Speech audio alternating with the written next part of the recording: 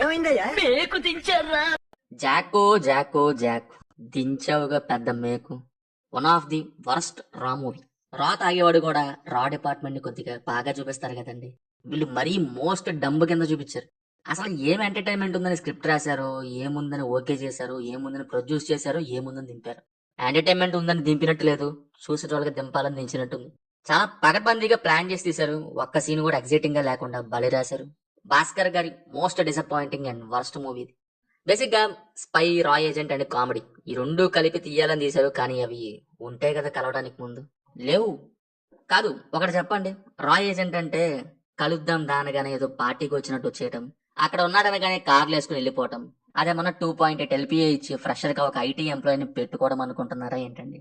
Kick Goodachari mix చేసి ఒక లెవెల్లో తెద్దాం అనుకున్నట్టున్నారు.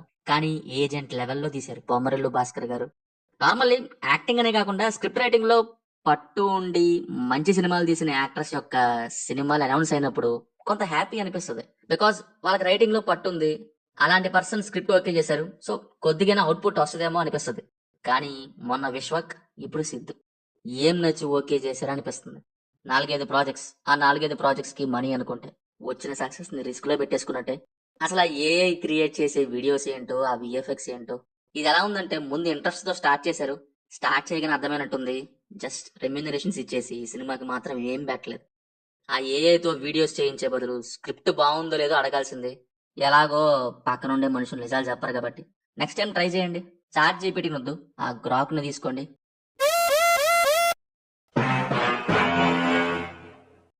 సినిమా చాలా డల్ గా ఉంది.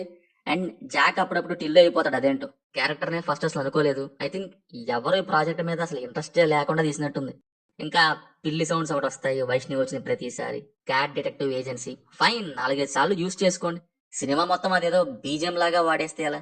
మ్యూజిక్ డైరెక్టర్ కి పేమెంట్ ఇవ్వలేదేమో, ఫ్రీ సౌండ్స్ అన్ని వేసేసారు బీజిఎం లాగా. పర్ఫార్మెన్సెస్ వైజ్ సిద్ధు డీసెంట్, కాకపోతే టిల్లు క్యారెక్టర్ నుంచి బయటికి రావాలి. అక్కడక్కడ డైలాగ్ మాడ్యులేషన్ దాని వైపుకి వెళ్ళిపోయింది. వైష్ణవి క్యారెక్టర్ ఎందుకుందో ఏమో, జస్ట్ రన్ టైం కోసం అన్నట్టు పెట్టారు. మిగతా ఎక్స్పీరియన్స్ యాక్టర్స్ అసలు యూజ్ చేసుకోలేదు. ఏదో పెట్టాం తీసాం అన్నట్టు తీశారు. ఫైనల్లీ చిరాక్ వచ్చింది మూవీ. సినిమా చూస్తుంటే మీకు ఎలా ఉందో కింద కామెంట్స్ లో మాతో తప్పకుండా షేర్ చేసుకోండి.